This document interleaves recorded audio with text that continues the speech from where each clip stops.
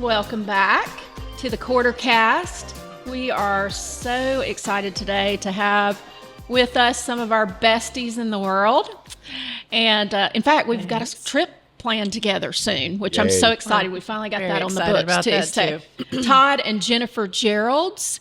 And so I don't know, Chris, do you want to say anything about them at all before you let them introduce themselves, or you want to, what you want to do? Well, we love you guys, you know that. So we're so excited to be able to spend some time talking together and talking stuff that we've talked about probably a lot, but including all the other people that get to watch this into the story. So we're just excited about what we're going to be talking about throughout this season of the Quartercast. And there's a lot of emphasis that we're placing on a term that we use called slay the me monster, and how that impacts our lives, our abilities to do that. And then the reality that all four of us have, at our age, a few million times not done that. Yeah.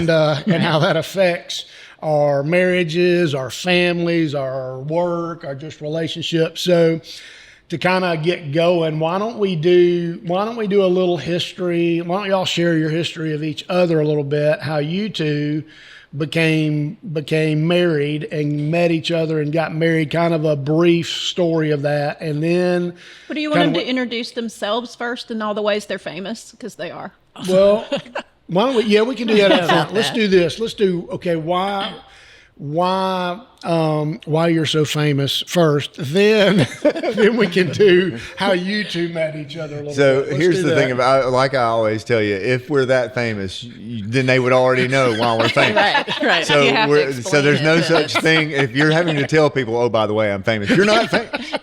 So no, Jennifer is an accomplished author. She's written a number of books, mostly dealing not dealing with, but that are devotional in nature, but mostly geared toward women and girls. And she's very gifted in that, and I think she's had a big impact on a lot of women and girls with that, including our daughters. One of our daughters is reading one of her books right now. I didn't even know that it was her book. That's so funny. That's awesome. Yeah, that is so funny. Which I was like, your mom wrote that. Yeah. And so that's really awesome. And then I've written a couple of books and contributed to a third. The thing that makes it seem like that I'm famous is because one of those books became a movie, Woodlawn, if anybody's read or watched that movie, Woodlawn. My dad was the coach in the movie and stuff, and that's actually why I wrote it, was just was wanting my daughters to know that story, because my dad passed away when they were all babies. So that's kind of it. But anyway. And then you wrote a book after that. Yeah, I wrote a book after that called Always Fall Forward. And then the other one that I contributed 5 chapters to is called Everyday Grace for Men. It's a devotional for men. It's actually a really good book. The other thing, I think it was another 9 guys. So 10 dudes did 5 chapters each in that. And it was pretty cool, because it was a lot of different topics. Because a lot of devotional books, they're very feminine. I mean, they just are. And this has, hunting stories and football stories. That's awesome. And stuff like that. Yeah, but anyway. Very neat. So, so thank you, Jennifer, for that. But so, Jen, do you want to tell the story of how we met? Because your perspective is probably a little bit different, because you were on the receiving end of the funny phone call and all that. I don't know. Yeah, I mean, essentially it was a blind date at Tuscaloosa, where I was in school. I was a freshman that year. Tuscaloosa, just that. Oh, Tuscaloosa. Still hard. Yeah. All these years later, it's still painful for him. But yeah, how did it go? I got a phone call that was from Todd saying, it was a voicemail. It was a voicemail. It's saying, I met your dad, and I'm going to call you and ask you out later. And fortunately, that gave me enough time to call my parents and Which say, was the idea. Who have you set me up with? And they're like, oh, he's a cute guy. I think you'll like him. You should go out with him. So he called back a little bit later, and he thought he would bring his roommate up, and we would do a double date with my roommate. And so that's what we did.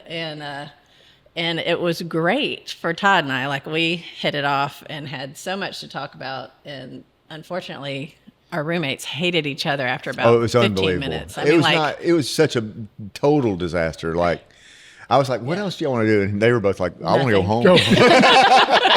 Get out of here. But we didn't let them. We drug them around for places. like another 2 hours while we were enjoying our time. So that was how we met. And we enjoyed probably 3 more really good dates like that, where actually we both went home that night after that first date and wrote in our journals that we were keeping at the time that was the one that we were going to marry. Oh, wow. First date, I Yep. knew she was the Wow. one. That's cool. And and I really felt like the Lord had told me that, which I was mean, very look at her. helpful. That's what I was like. No, ain't no way. Well, Yeah. stop it.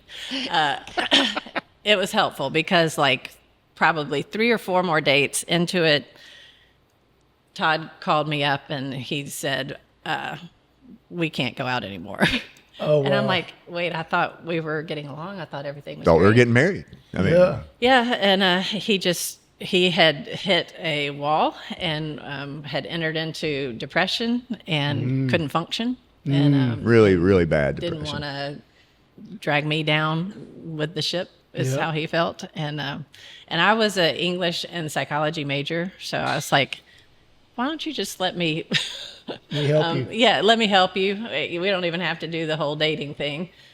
So for the following year, it was a very strange relationship. I mean, there was no real physical contact at all. Yeah, and he none. would call me about once a month, and we would go out on a date that would last from about 5 p.m. to maybe 7 p.m., 2 Maybe hours. maybe 8. I mean, it was, He was crying most of the time. Wow. okay. that I'm we were- still tough though.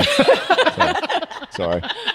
But his depression was seemed to be surrounding his faith. He wasn't sure that he could prove what he believed or why he believed what he believed. And so he just was doubting all kinds of things about his faith. And I was very strong in mine. So we would just have discussions Yeah. through his tears and then it would be exhausting to him. So then he went home. Yeah, and I also just anybody who's dealt with depression probably can relate to this, and that is when you're depressed, sleep is your best friend. I mean, because you're not thinking, you don't have to think about everything when you're asleep, and so. I mean, and this, for you guys kind of know me, and she's obviously been married to me for 31 years. She knows me. I'm a night owl. I love to be awake. I feel like it's kind of like fear of missing out. If I go to bed too early, I might have missed something great. Right. You know? Right. Yeah. That's And, right. and so, but I would try to get to bed by like 7 o'clock at night Wow. and just sleep as long as I could. And so I was with her.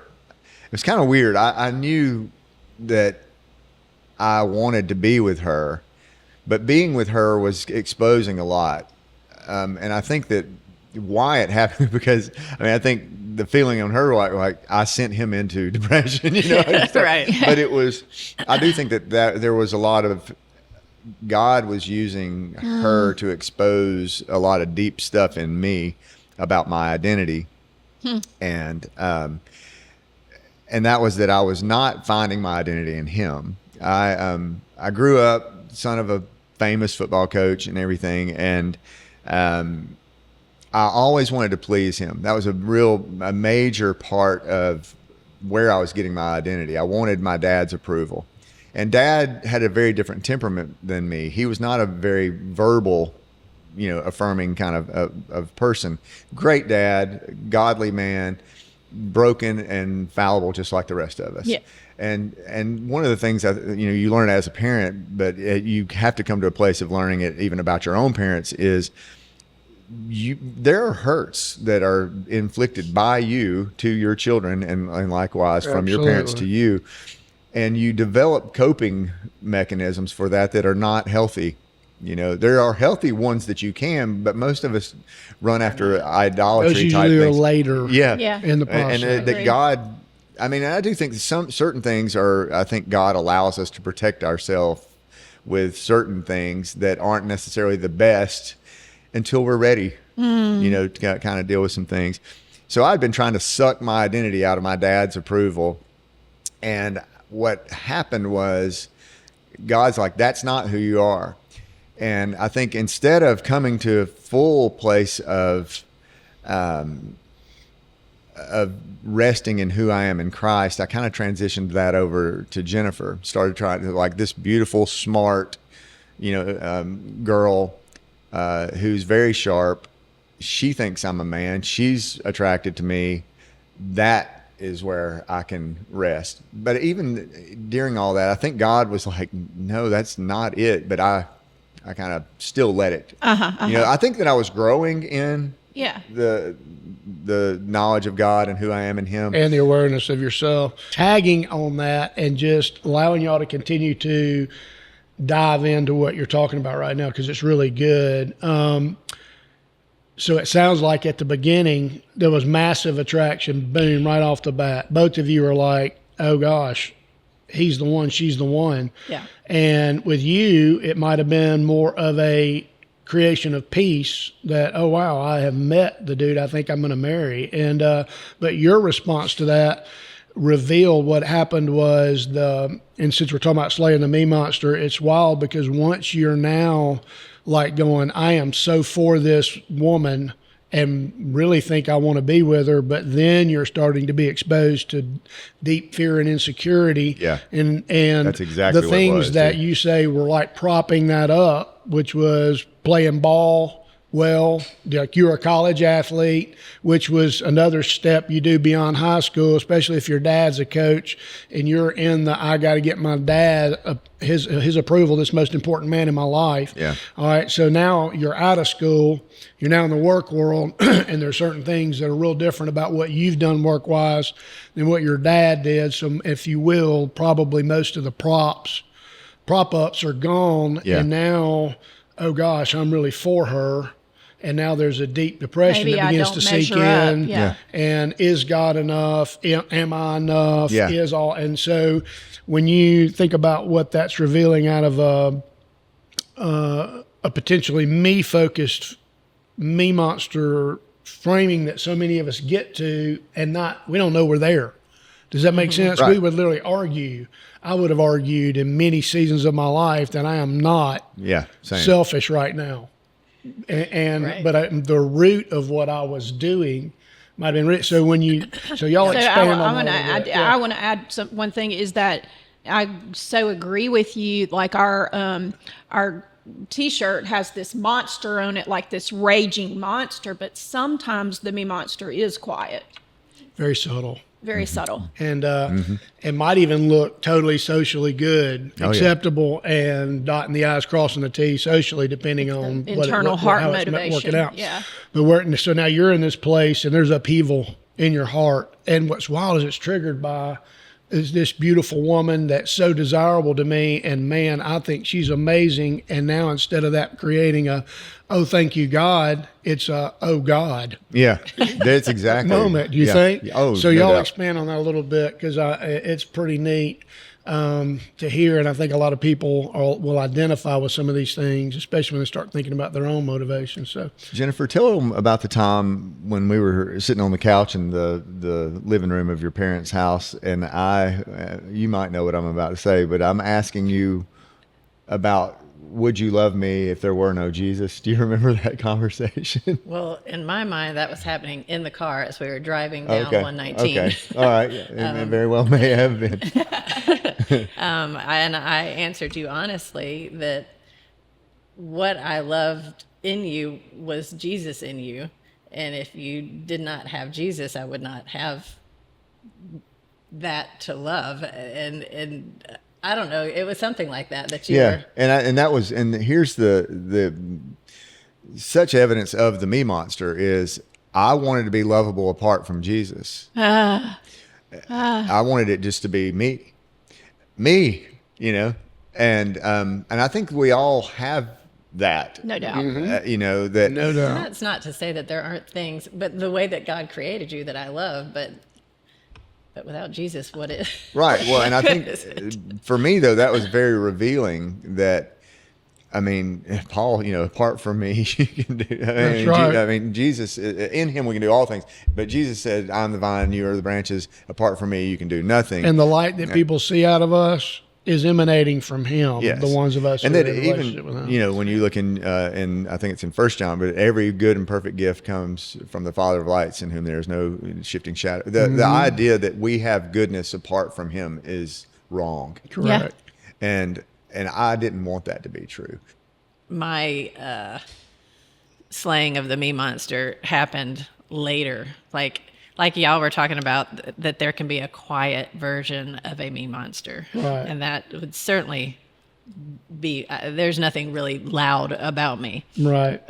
but the me monster was strong, but I did not see it, and the Lord had to use other things to bring it To bring it to the surface. to my Same with me. knowledge. Like I would even say I had a spirit of pride, which would have Yes. upset me so much to hear that at that time, because I was always the nice one, Right. You know, or the one, controlled the sweet one. the sweet controlled one. demeanor. But I mean, and we say this in our small groups a lot, and everybody kind of chuckles, but it's like I was very sweet, but I'd kill you in your sleep. Like, and so no, not really, not for real, because I didn't kill Chris in his sleep, and so that's She Thought about only it. thought that's, of it. that's evidence that it's not going to happen because I didn't kill him. Right. But nor he me. Can I really hold this pillow hard? So, but just it was very. There was a piousness about my ability to be sweet and calm and controlled and things like that. That was so me monster ridden. So I love that how you're saying this. Keep going. Keep going. Well, I mean, the Lord used different things over the course of our marriage. The very first rude awakening was just having a child. Yeah. I mean, that was the first true death to self that I had ever experienced, where suddenly it wasn't all about my academic record or my career or my, all the things that had been, that I had been working towards and building. All that was gone because I did want to stay home with my child. And suddenly all of that emphasis that I had put, I mean, I was really into school, really into academics, and thrived in that and got a lot of accolades through that. And that was gone. And then my career, I was still working, but I was at home removed from people. And I was just with a baby that was just crying and changing diapers. I'm like, I worked all this time to go to here. do this. Yes. And there was nobody validating me. There was nobody speaking into my life. And suddenly I realized I had been banking a lot on these other things for it to be affecting me the More way that it dependent was. than you knew. Yeah. I had no idea that it was there until it was exposed in that way.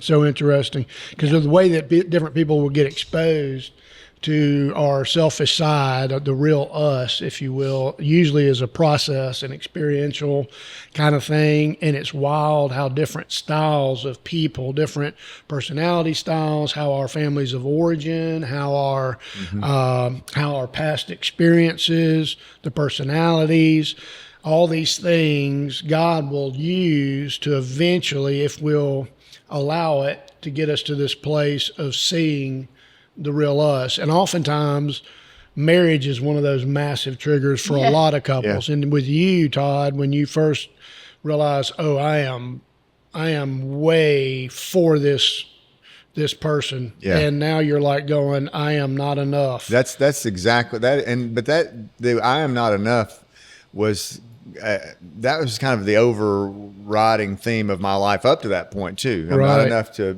for my Right. dad to be proud of me. And I'm not saying that he wasn't, and he was. And it's funny, my mom now that I see every week, like almost every time she sees me, she'd be like, your dad was really proud of you. Oh.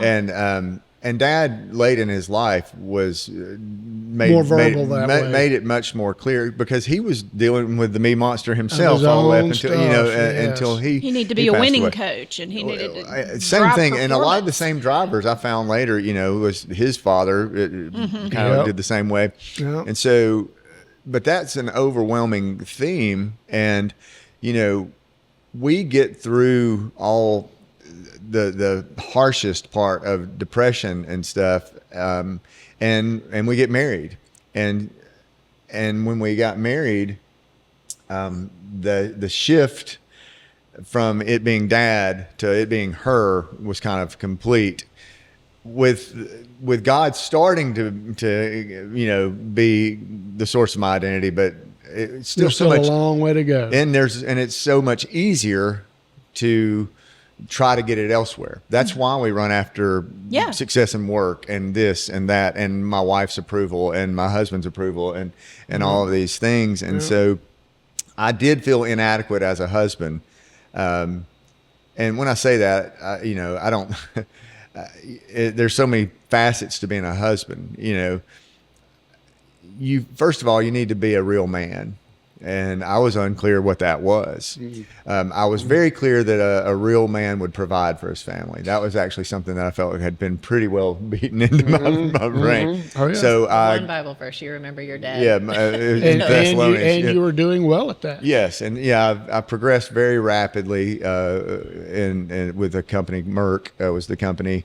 A number of promotions over the years, which took us. We moved, I think, 10 times. I mean, a lot of times. Lived up in the north at the Merck corporate offices. Was getting a lot of strokes that were telling me, "You are good. You are good." Yeah. So I was giving myself to that.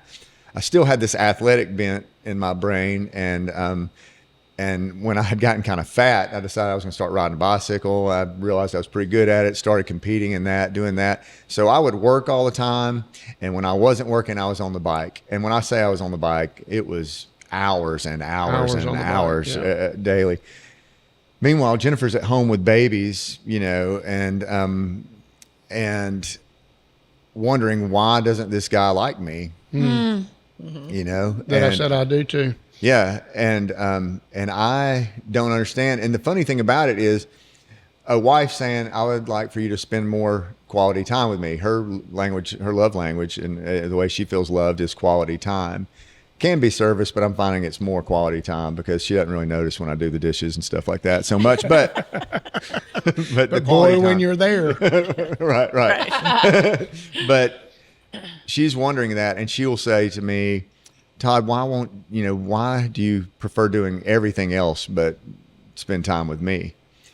What I'm hearing is, "You're a bad husband." I don't know if I messed this thing up when I hit it, but instead of, "Wow, this woman, even though I feel inadequate and everything, she still wants to be with me." and that didn't add up. It didn't. No. And so instead of me hearing she wants to be with me, I'm hearing yet another mark showing that you're a bad husband. That you're a bad dude. Not enough. Yeah. It's so wild to think that, because y'all are coming at it from two so polar opposite angles. I want to make sure everybody listening hears this, just this point, because you're still, now y'all are married with kids, and it's not just kid, but kids, it's plural, and this is continuing to go quickly. Yes.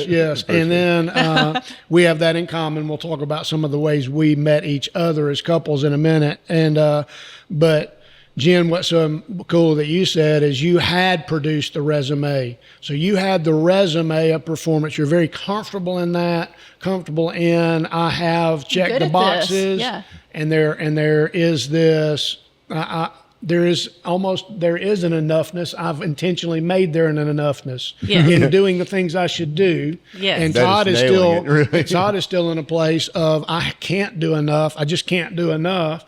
And then when y'all are together, the things where you're seeking, can we just be together? In some ways, will you just spend time with me, because you're seeing the deficit of I'm enough, but oh God, maybe I'm not enough. He doesn't want to spend time with me. And So I just upped my game. I had never encountered a struggle where I could not perform my way out of it. That's so good. That's right. That's so good. And so this was the first time I was stymied. And so I'm like, well, I need to really be an even better wife, and I need to really make sure the kids are, everything's done. The house is done, that I'm, showered, and everything is as perfect as it can be, so that he will want to be with me. Yes. And if I do everything that I'm supposed to do, then he will do that. He will, yes. He would Funny do that that. you threw showered in there. I mean, like What she's trying to say is she was looking especially hot. I was trying to look good for you. No, I quit doing that after a while.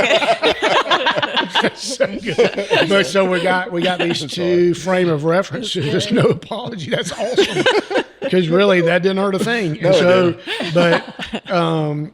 but what there is in the middle, there really is a lack because, and that's I believe the same for everybody. It's one of the things we want to be able to do while we're interacting is get, okay, these are the different angles and how we're approaching the us of marriage.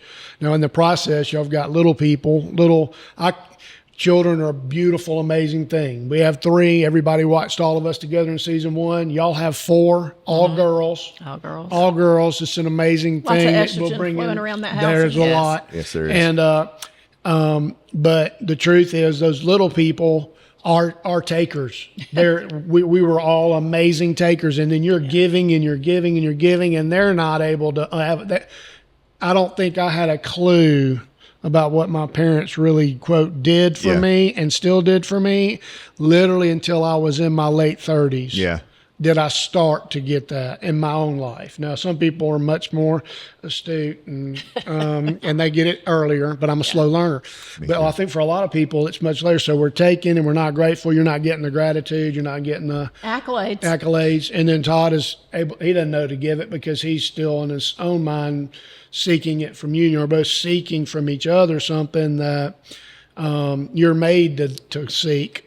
And God is the fulfillment of it ultimately. Yeah. And we're trying to just frame up to everybody how the me monster's in there. And for you don't know it. And for me, I didn't know it. Mm-hmm. I didn't know it. Todd is like going, oh, there's no me monster. I'm nothing.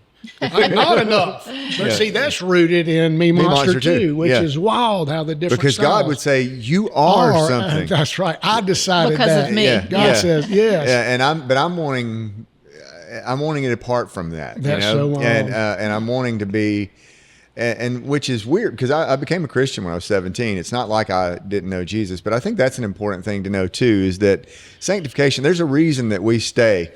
Yes. We aren't just zapped up to heaven the moment we come to Christ. And the thing is, there's a lot of garbage that we have to sift through to see God more and more clearly. I mean, I really do think that a big part of what sanctification, you could say that it's the removing of more and more of these scales so that we see God more and more clearly. Correct. And that we can hear from God more and more clearly. They're taking the stuff out of our ears. And there's so much of that we carry in. But, Jennifer, too, when you think about family of origin and the things that were valued a lot there, one of the things was she can remember a conversation with her dad where he was kind of just talking about emotion, and that now I will say that her dad is one of the sweetest people ever, and he's got plenty of emotion today, but he did value not letting your emotions get the most of you, which I think is a very valuable thing. Me and you talk about that a lot, that we get things upside down and we're ruled by our emotions. That's a bad thing. And I think that was primarily what he was trying to emphasize to Jennifer at a time, but she just remembered, I don't want to be emotional. And so she really learned to control that aspect. And I think that as things progressed in our marriage, and it didn't get better, it got worse, because I began to, again, the work stuff, I really was getting a lot of, I say strokes. I was getting a lot of affirmation from my work. I was very fortunate and blessed with a lot of that. Meanwhile, I was finding my identity again in something other than who God said I was. Meanwhile, she's failing where she has never failed. Right. And certain circumstances came about where I think, Jennifer, I'll let you tell a little bit, however much you want to tell, but that really exposed her. And I think it was also a time that it got my attention, and I realized this final idol of mine, which I don't mean that I don't have other idols, but the biggest idol in my life was her saying that I'm worthwhile. At that time, it was crushed, and I couldn't go there anymore. Do you want to share about that? Well, I think we had 3 children at the time, and we had moved from Pennsylvania back to Birmingham, and he was, for all intents and purposes, just absent. Because he was gone so much, Yeah. or doing on the computer or whatever. He just was. I could not get was the man gone. to engage Yeah. with me or the kids, no matter what I did. So I was living this. I was really good. State of sorry, but that's 3 hours. No, I real. mean, it's real. Most marriages going to go through this to some degree or another. And so I was just very frustrated and growing more and more bitter by the day. And I could just feel it in my bones, but I couldn't do anything about it. And then, strangely enough, we both felt led, after hearing a series of sermons by our pastor. And reading that book by Piper, Don't Waste Your Life. Yeah. Without even talking to one another, we both felt convicted about the home that we were living in, that we had just purchased, that it was really too expensive for us. Like, it was kind of more for show, and we really didn't need to waste kingdom money like that. So we felt like we needed to downsize. And we were totally in agreement on that.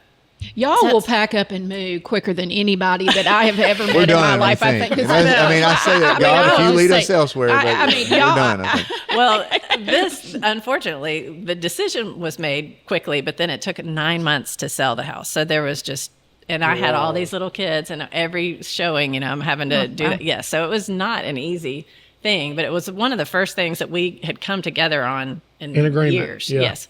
But then we find the one house on the market that had enough bedrooms for our growing family, that was in the price range we felt like God So had bad. allowed us to do. And it smelled like a nursing home, and it was just awful. bad. And every room had a different green floral wallpaper, and that clashed with one another. I mean, it was just horrible, but it had the bones that Right. we needed. And so we did it. And so then, next thing I know, I'm in a house that I hate, that it needs so some much remodeling. work. Needs Yes. work. And he's gone, and then in that process, I find out that I'm pregnant. And I'm like, oh, great. Oh, wow. And I was not happy about that at first. But he was just, and so he told everybody, I just found out that I'm course. pregnant. He tells the whole world. And then a few weeks later, I actually miscarry, which I had never miscarried before. And Which is why I felt comfortable. I mean, that doesn't happen. Right, I mean, right. We have babies. We have Yeah. lots of them. Yeah. And so for the first time, it's like everything that I was trying to do was just failing, even my health, in losing this baby, which, it was like God was stripping every single thing that I had put my identity in, that I didn't even know I had done. Now you can't even do motherhood. I can't do motherhood. I can't create that perfect family, that Christian family image that I felt obligated to produce. I couldn't make it happen because I couldn't get him to do his part, and all the things that I'm trying to control, nothing's working. My kids, we have some children with special needs. I mean, we have a daughter on the 2 on the spectrum. Autism spectrum. Autism spectrum. So, even that isn't lining up the way that it was supposed to. Nothing is lining up. And, but then I hire this guy to come work at our house to fix it, Yeah. to make it better. Yeah. And, long story short, this man who was a Christian, he says no, he was, but he was having marriage issues himself. He noticed me. He noticed me with the children, that I was doing a good job, all these things, and validating me, was saying it. Yeah. Yes. And I noticed and realized suddenly that I was in an incredibly compromising situation, because I hadn't been feeling it from him, but I wanted it from him. This guy I don't know from Adam, but I'm alone in this house. And so I literally, he basically made a pass at me, and I literally ran downstairs into my room, locked myself in my closet, my children were, I don't know where they were. God took care of them right then. Yeah, he did. And I just started praying. I'm like, Lord, help me. I don't know how I've gotten myself into this situation, but it's not a good one. Can you help me here? And, I stayed there for quite a while, and then he was finished. He was like, I'm finished. And so I handed him his check, and he walked out the door. But I was like, what was that? How I was just so close to ruining everything. How did I end up there? Like, You, like, yes, you. me. And literally. And the funny thing is that that's still me. I'm still thinking that too, because I've bought into the picture of her, not her. I have no real I get relationship that. there. I get that. Yes. I have an image of image, her, but not her. I'm loving what I got. I'm not loving her. Right. There you go. And I was like, well, who am I? Yeah. Yeah. And so I'm trying to think of how exactly it unfolded. Well- I told my friend, I had one friend that I Never tell divulged. Todd. Yes, that was her advice. She was like, I'm glad you got out of that situation. Don't ever tell him She's probably that. smart in the moment. And so I kept it to myself. But in this interim where I have this secret. Another guy. Oh, yeah, I forgot about that one. That's what. I mean, brought it. again, I say, look at her. I know. Yeah, I know. right. So we had another handyman come to the house who made a pass at her. Oh, that's wild. and Another one. and she told me about that one, and I confronted the guy, told him, you disrespected my Peace wife. out. It was and Big time. he was very apologetic. Sorry,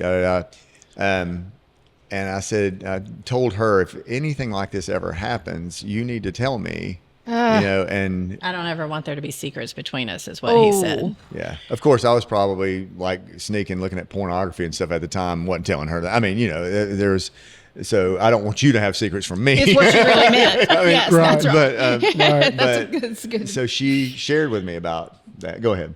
But before that, in that interim, was a very pivotal experience that I Yeah. had In with the the kitchen. Lord. Yeah. Yes.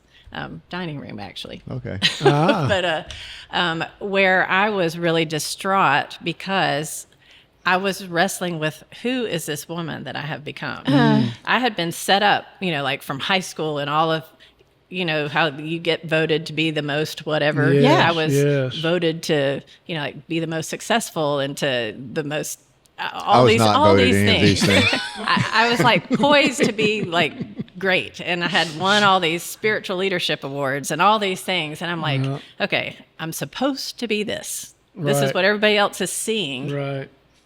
and all I really am is angry and bitter and sad and lonely. So how did I get here? Yeah. How am I this woman? And I can't really explain it any other way except that the presence of the Lord just chose to show up in my dining room that day. And I had become a Christian when I was 3. I've known the Lord for a very, very long time. And I do hear from him, but never in this way. This was a very tangible, like I could almost see him. It was so heavy in the room that I literally sank to the floor where I was. I couldn't stand. Yeah. And I'm like, all right, The glory Lord. of God's heavy. Yeah. And I'm like, all right, Lord, what? What do I do? And he might have- and he was wanting to talk to me about my disappointment with myself. And he's like, why don't we take a look at what it is that you think you should have been, or what you've lost. And so I'm like, well, I used to be so smart, and everybody used to, and I used to, have my health, and I used to, and I just started listing it. all the things, and it was like in my vision, the Lord just showed me as I was naming off each one, just how dark, how black it actually was. Like I had thought it was something great that I had lost, and really it was never anything that I should have had value in the first place. And it just became so obvious with him sitting there showing me. And I was like, well, I guess I have nothing for you. I don't have anything to offer you. And he's like, I know. And I've always known that. He said, in fact, I have always loved you. Never because of any of these things. And I'm like, well, thank you. and it felt like a weight that had been on my shoulders was physically lifted off. Yes. Like I could finally breathe. And I did not realize what kind of spiritual treadmill I had been on because I was just so used to It's performing a great and so used word to doing picture, a spiritual treadmill. it. Yeah. And it's like the Lord just pushed stop that day and I could get off. And Wow. it almost felt like a conversion, even though I had, Right. had the Holy Spirit in me long before, but it was 180-degree shift in my relationship with the Lord. It was where a I was step free. into freedom. You Yes. had shackles removed and started Yeah. and literally became free from a bondage that you weren't aware you were in.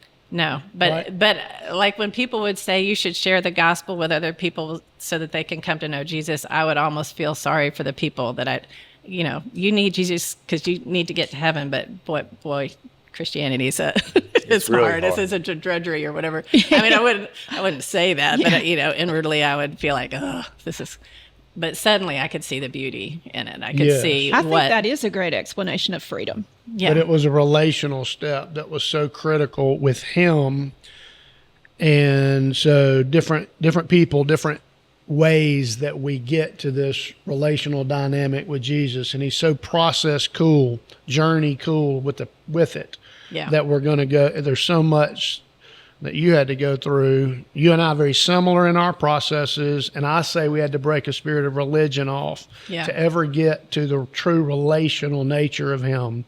And to do that, all of our performance had to be shown to us for what it was, which the Bible calls it like filthy rags. And we go, Right. what?